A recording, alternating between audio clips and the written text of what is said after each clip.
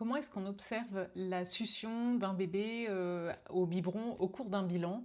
Je vous propose de partager ici mes tips, mes outils d'orthophoniste pour observer et évaluer l'efficacité d'une tétée chez le bébé au biberon. Pourquoi c'est quelque chose d'important? Parce qu'on est amené à recevoir de nombreux parents avec leur bébé qui présentent des difficultés alimentaires. Et puis qu'en tant qu'orthophoniste, on n'est pas toujours formé en formation initiale à l'évaluation de la succion du bébé, aux repères, aux signaux fins. Et donc parfois on peut rester sur une observation un petit peu globale sans trop savoir précisément quoi observer, quoi évaluer. Et que ça paraît important si on veut accompagner ces bébés de manière spécifique, de manière précise. Ça paraît important d'avoir des critères précis, d'éléments, de choses à observer pour pouvoir mener ensuite, pour pouvoir poser un diagnostic et pour pouvoir mener une prise en soin qui soit ciblée et qui soit spécifique et pour pas rester dans quelque chose d'un peu général. Donc voilà un petit peu la manière dont je vous propose qu'on regarde un petit peu l'observation de la succion du bébé. Tout d'abord, le bilan en orthophonie d'un nourrisson, il garde la même trame que le bilan d'un enfant qui présente des troubles alimentaires. On vous propose cette construction-là qui est d'abord un temps d'anamnèse. On va faire connaissance, bien sûr, avec la famille, avec ce bébé qui vient nous voir, qu'est-ce qui se passe, qu'est-ce qui s'est passé dans sa petite vie. Je ne vais pas détailler tous les éléments d'anamnèse ici. Ensuite, on a un temps hors repas où on va observer et évaluer des compétences, les compétences orales, le regroupement de ce bébé. Voilà, il y a plein de choses qui va nous donner à voir et à comprendre en dehors du temps d'alimentation. Et puis, bien sûr, il y a le temps qui est fondateur de notre bilan d'alimentation, qui est l'observation et l'évaluation d'un temps d'alimentation, que ce soit au sein ou au biberon. Mais là, on va plutôt parler de la succion du bébé au biberon. Et donc, ce temps-là d'observation, il va être vraiment important parce que on va proposer aux parents de nous montrer comment ça se passe habituellement. Et là, il y a plein de choses qu'on va dérouler. Donc, idéalement, vous pouvez avoir votre checklist dans votre tête de tous les points que vous allez observer de manière précise pour pas rester dans une observation globale. Ah bah oui, l'alimentation est compliquée ou il refuse. Mais pour essayer d'avoir vraiment des choses très précises, des items très précis que vous allez observer, évaluer pour bien sûr mieux comprendre la situation et mieux aider ce bébé. Donc, on va proposer aux parents, montrez-moi comment ça se passe habituellement, montrez-moi comment se débrouille votre bébé. Donc bien sûr, on aura demandé aux parents de ramener le lait du bébé, le biberon, la tétine qu'il utilise. Et là, on va regarder vraiment ce temps d'observation. On va regarder comment se passe la tétée. Donc qu'est-ce qu'on peut regarder? On va regarder l'impact de l'environnement sur la prise alimentaire. Est-ce que le bébé va être gêné par les bruits, par du monde autour? Est-ce que ça a un impact ou pas du tout? Et ça, souvent, ça dépend de l'âge, ça dépend des compétences du bébé. Est-ce qu'on voit des signes de faim aussi avant la tétée? Est-ce que le bébé manifeste ou pas des signes de faim? Le fait qu'il y en ait ne veut pas dire qu'il a faim forcément, en tout cas plutôt l'inverse. Le fait qu'il n'y en ait pas ne veut pas dire que le bébé n'a pas faim. Un bébé a plein de moyens de montrer qu'il a faim ou pas. Donc on va regarder s'il y a des signes qui sont francs ou pas de faim. On va regarder comment le parent s'installe, comment est-ce qu'il met le bébé, est-ce qu'il se met un coussin d'allaitement en fonction du matériel qu'on va lui proposer aussi, lui prêter. Comment est-ce que lui s'installe et comment il va installer son bébé? Est-ce qu'il va le mettre dans les bras, en position allongée, face au monde, face à parfois du mouvement, ou j'ai pu observer des temps d'alimentation où les parents me disaient que c'était mieux quand le bébé regardait par exemple ce qui se passait par la fenêtre, pour qu'il y ait de l'animation par exemple et pour que le bébé ne pense pas trop à ce qu'il est en train de faire. Donc on va regarder un petit peu comment ça se passe. On va regarder aussi la position du biberon. Comment est-ce qu'elle est donnée? Est-ce que le bébé est plutôt allongé en position horizontale avec un biberon qui va donner un petit peu à la verticale?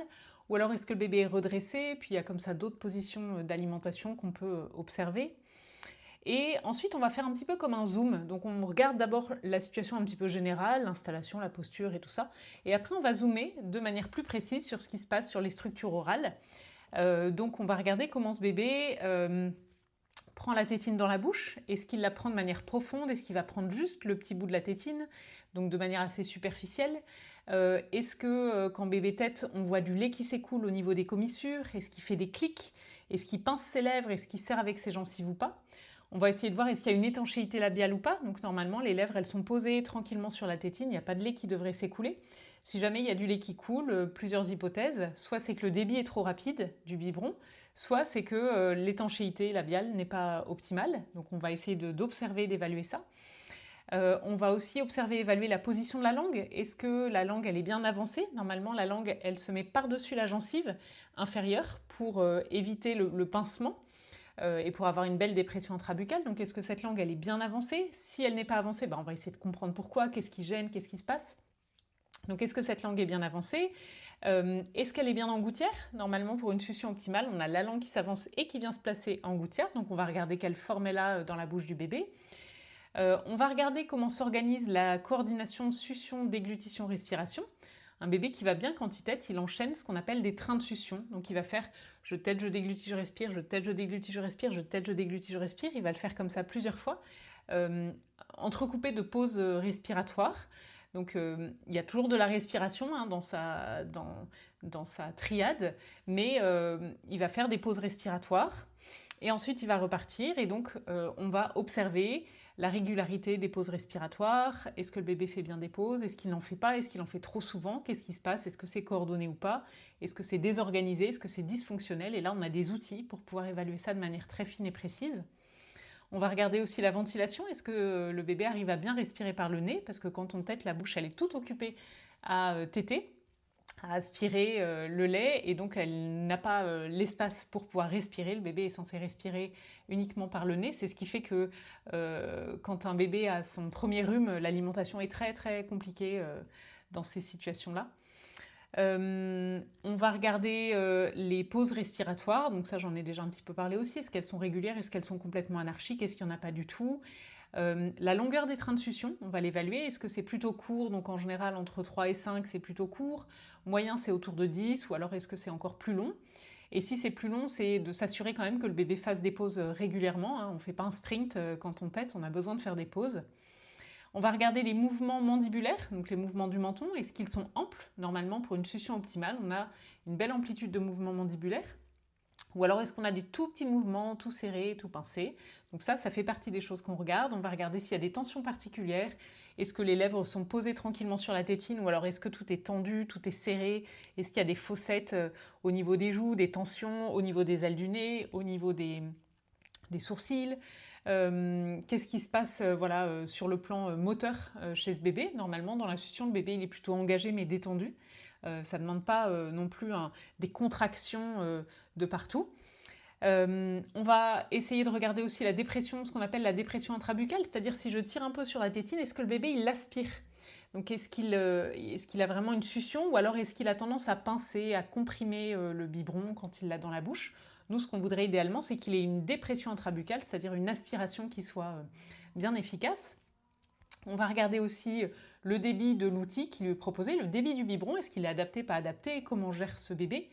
Ça, c'est vraiment une étape très importante, parce que souvent, on peut avoir tendance à coller une étiquette au bébé de « Ah oui, il a des difficultés », mais en fait, c'est plutôt que l'outil qu'on lui propose n'est pas adapté. C'est-à-dire que si on lui donne à boire avec un bib qui coule hyper vite, il peut pas, il aura beau faire de son mieux, il ne peut pas gérer un énorme débit de lait qui arrive. Donc, c'est pas que lui a un souci, c'est que l'outil qu'on lui propose ne lui convient pas.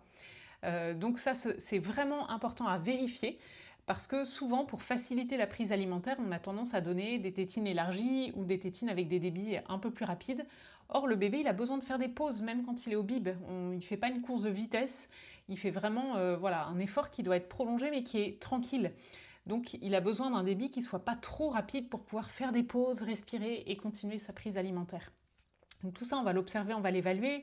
On va regarder aussi la durée totale de la prise alimentaire. Et puis, est-ce qu'on a des signes d'alerte? Donc en orthophonie, nos signes d'alerte, ça va être des fausses routes, un reflux nasal, un bébé qui refuse, qui se détourne, alors bien sûr en fonction de son âge. Ça va être des signes de stress. Donc le stress chez le tout petit, ça peut être une extension avec les petits doigts de pied qui viennent se mettre en éventail.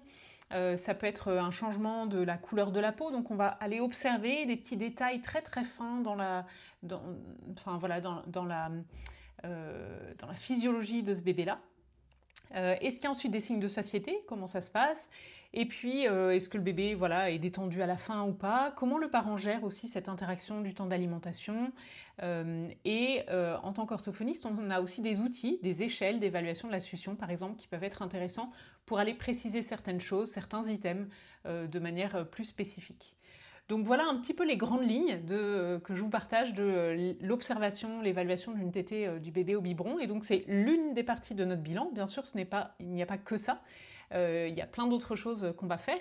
Mais voilà, c'est une partie qui est vraiment importante parce que ce qu'on dit toujours, c'est que on ne peut pas poser un diagnostic si on n'a pas vu le bébé faire. Donc on ne peut pas dire qu'il a des difficultés de succion si on ne l'a pas vu téter.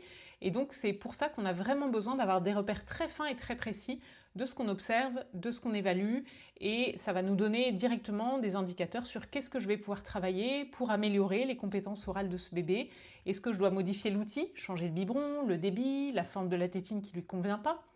Ou alors, est-ce qu'il y a des choses à faire pour ce bébé, de détendre certaines structures, d'aider la langue à s'avancer, à se mettre en gouttière, voilà, tout plein de petites choses qu'on va pouvoir mettre en place dans la prise en soin. Mais ça, on peut le déterminer que quand on a fait un bilan précis et spécifique de la succion de ce bébé. Donc voilà un petit peu, je vous partage un peu avec authenticité les éléments que je vais rechercher au cours du bilan sur l'observation d'une tétée. Il y a bien sûr des outils très spécifiques complémentaires à cette observation et évaluation et comme vous le voyez, elle est riche, elle est précise et elle nous amène du coup à un diagnostic qui soit le plus fin possible pour accompagner voilà, les nourrissons et leurs parents qu'on reçoit en bilan. Si jamais ce domaine vous intéresse, si vous avez envie de le creuser, bienvenue chez Happy Ortho. On vous propose des formations spécifiques autour des troubles alimentaires du nourrisson et du jeune enfant. Et puis on en parle aussi dans le congrès d'alimentation pédiatrique qui aura lieu en novembre. Donc voilà, n'hésitez pas à nous y rejoindre avec grand plaisir. Et si vous aussi vous avez des tips, des choses que je n'ai pas évoquées là et que vous allez observer, évaluer au cours du bilan, n'hésitez pas à nous les partager. Donc là j'ai partagé vraiment que la partie observation d'une tétée, j'ai pas partagé le reste, c'est-à-dire toute l'observation de la morphologie faciale, qu'est-ce qui se passe dans la bouche, les structures et tout ça. Mais si sur la partie observation d'une tétée, vous pensez à d'autres choses qui vous paraissent importantes, n'hésitez pas à nous les partager, on sera ravis d'échanger autour de ça.